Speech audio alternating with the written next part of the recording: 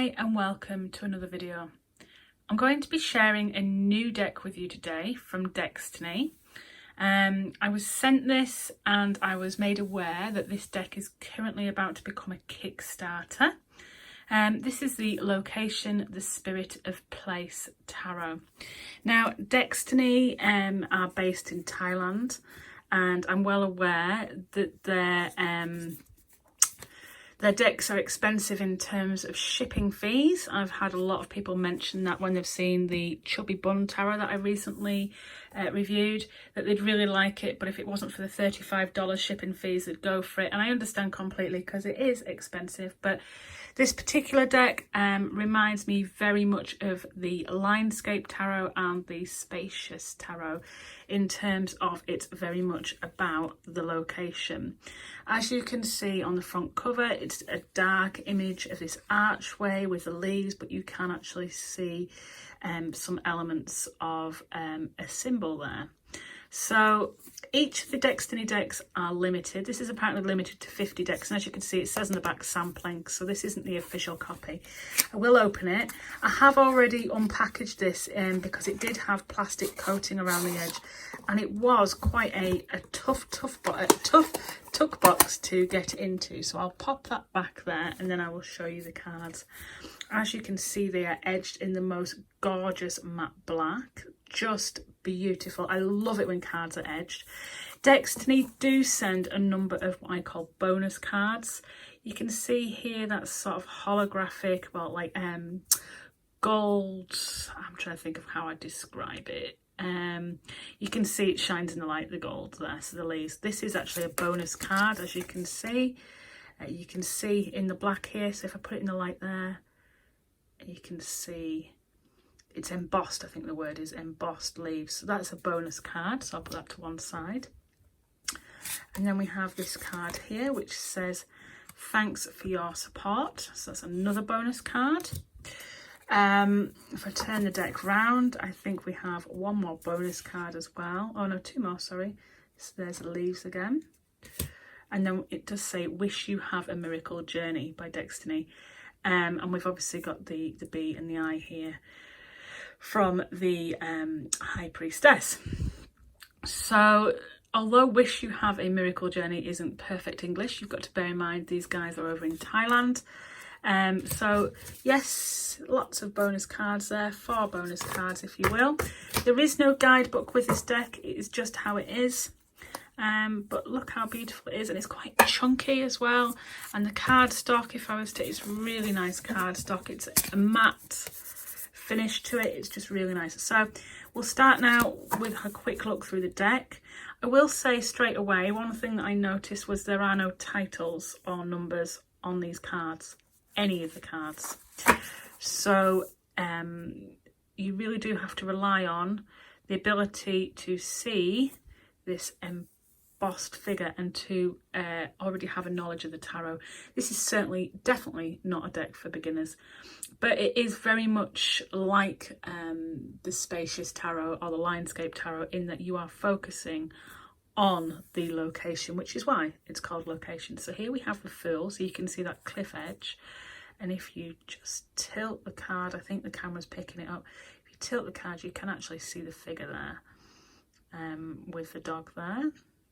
How beautiful is that? So then we have the Magician. As you can see in the light, you can see the Magician there, and you've got his table with his tools on. But again, if you're just looking at the card without that embossed, you're just looking at the location, and it's really, really pretty. And it certainly makes you think about the surroundings rather than the figure in the card. And here we have the High Priestess, as you can see. Now this particular card is one of my favourites.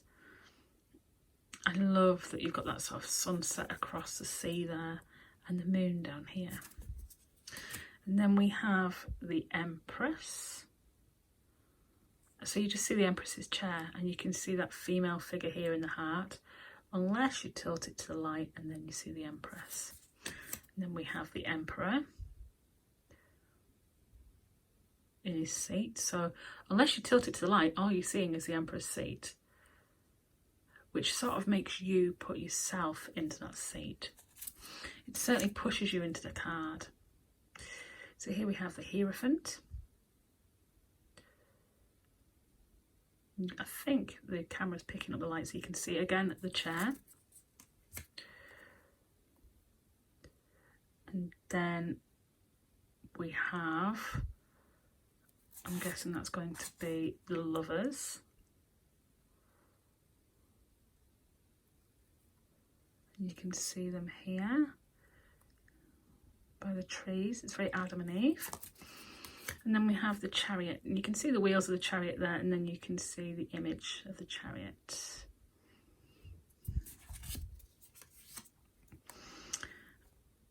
And if you look again,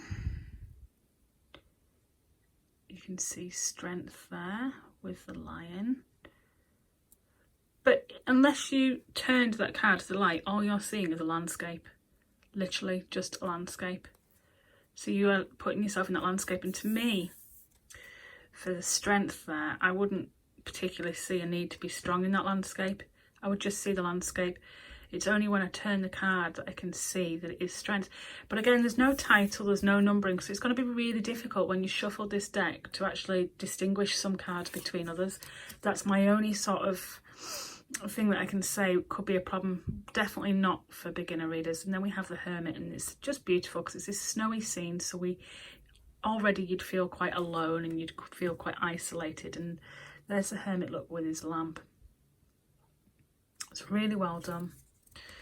And then we have the Wheel of Fortune, and you can see it's a Wheel of Fortune straight away because obviously you've got the wheel.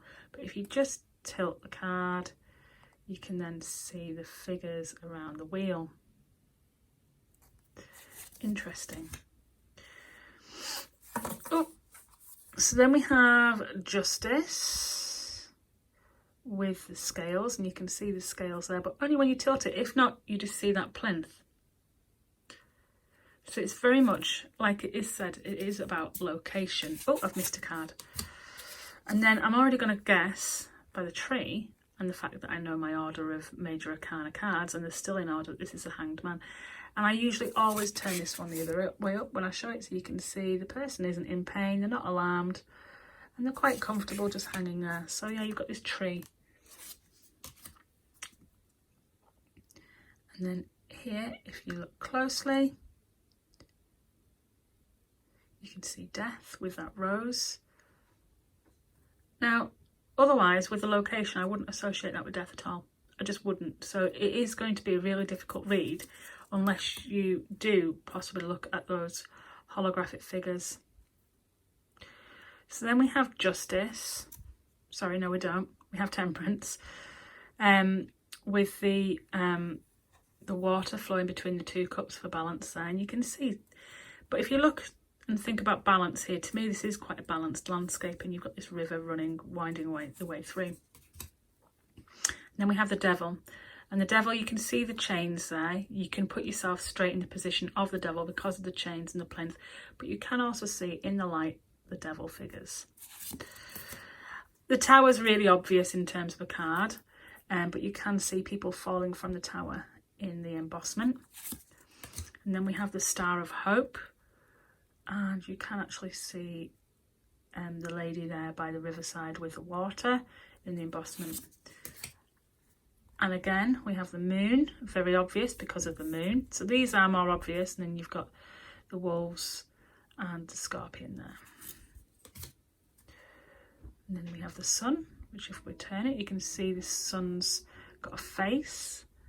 And underneath we've got a figure.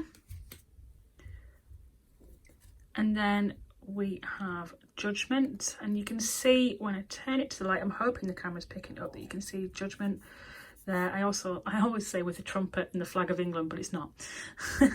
But the Judgment there, you can see it. And then finally the World, and it's just beautiful how it's done, because you would literally just put yourself in the circle of the garlands there, wouldn't you, if you didn't turn it into the light to see. And this to me is where it becomes difficult after the majors, because I know my major arcana really well, and obviously I know the minors, but if I was to just look at that card, I wouldn't think you know, the Ace of Wands, for example, but turning it to the light, I can see that hand holding that single wand. And I understand it is about location, but I do find the associations difficult with location. So the Two of Wands, you can see there the Two of Wands. Not too bad as long as you can see them. The Three of Wands, I think that's really difficult to actually see because you can only see one wand there in his hand. I don't see the other two wands unless I'm missing it in the embossment. But that is the Three of Wands. And to me, that's just peculiar. Then we have the Four of Wands, which you can count 1, 2, 3, 4. And the Five, which is that classic sort of war scene on the dry ground. Then we have the Six of Wands, I'm carrying the garland on the horse, and the Seven. But it's just not obvious in terms of labelling to me, and I think once I shuffle these cards I'm going to struggle. We have the Eight of Wands, really obvious card there with the wands flying quite fast. We have the Nine of Wands. I just think without the titles this is a difficult deck to work with. And then we have the 10, which is a really obvious card with him being burdened. And then the Page of Wands. These are going to get difficult. Yes, I can see it's someone in a hat holding a wand, but if you look at the page and you look at the knight, there's going to be a horse separating the two, so you can tell the difference. But it's not all that obvious sometimes without the titles for some people. We have the Queen of Wands and the King of Wands. Moving on to the cups, we have the Ace of Cups there. And you can see the water scene, so it makes it quite obvious. And the Two of Cups, again, you can see in the embossment, easy figures to understand. And the Three, see the traditional figures are there in the embossment. And you've got the tree there for the Four, where they're going to be sat being sort of disgruntled. And the Five, with that woe by the lake. So the scene's sort of there.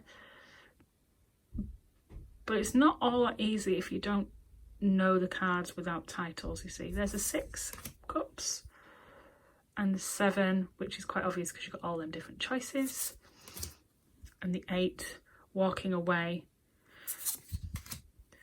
And the Nine. And then the 10, really easy to remember because of the rainbow. 10 of Cups. And then we move on to the Page, which is just, if you look, just an ocean scene. And the Knight, so we've got that horse there. And the Queen, so you can already see her seat. And if I tilt it, you should be able to see her sat in it. Lovely way of doing it, very, very different. There's the King of Cups, because it puts you in the cards. So then moving on to the swords, we have the Ace of Swords. And the Two of Swords. And you can see in the light there, the typical Two of Swords with her holding them across her chest. And the Three of Swords, which just looks like water until you tilt it and then you can see the heart. The Four of Swords, you can literally see the scene there already because it's that traditional, scene. And we've got the Five of Swords that you wouldn't really know was the Five of Swords until I tilt it. And then you can see that sort of argument scene. But otherwise, it's just not as obvious. And you've got the Six moving away. And the Seven. You can see that deception, circus. And the Eight, that entrapment. But I kind of like the fact that it's entrapment up here in a castle as well. And the Nine. So that's your typical Rider-Waite-Smith setup for your Nine of Swords for your anxiety card.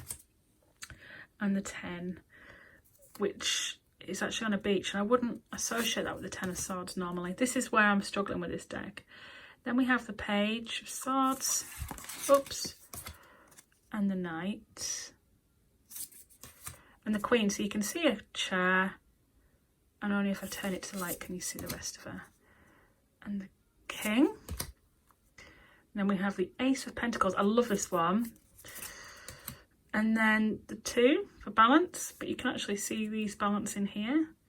That sort of juggling act. And 3, teamwork.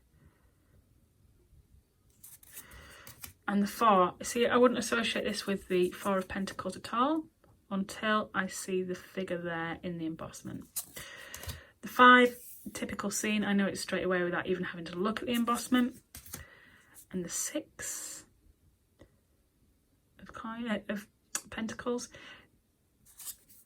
And the 7. This is going to be one of them decks that people either love or hate, because the cards aren't all that obvious, and I am so worried that when I shuffle them up, they're just not going to be easy to understand. And then we have the 8 of Pentacles and the 9. And then the 10. Hang on a minute. She says, not the 10. I've got the 10 there. I've obviously missed one somewhere along the lines. That is the 10. I apologise. Then we have the Page and the Knight and the Queen and the King. And then these cards, I think these might be even more extra cards. I wonder if I'm missing something here. This is where it gets complicated, obviously.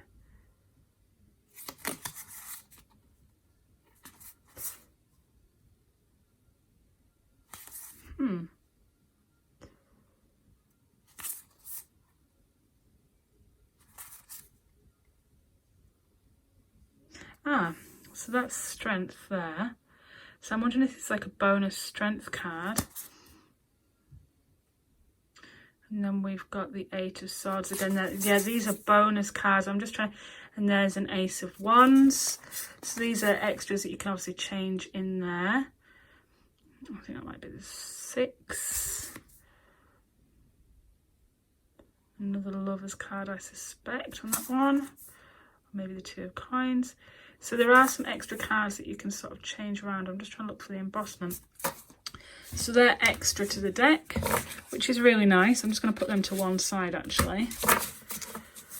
So, yeah, this is the Location Tarot, the Spirit of Place. It is going to come out as a Kickstarter deck with Deckstiny. I'm not sure what the prices will be, but I'm sure that they'll be advertising it shortly on their page. And I'm just trying to work out what Etsy, that's the one, on the Etsy page. I'm sorry this has been a really long video, but it's really hard to show you all the embossment without sort of tilting the cards to light. Let me know what you think of these cards. Let me know what you think of the extras. Let me know what you think of the backs. I love the edging personally.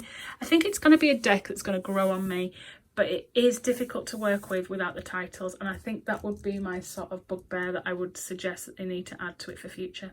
Anyway, let me know your thoughts. Drop me a comment below. Thanks for watching. Take care.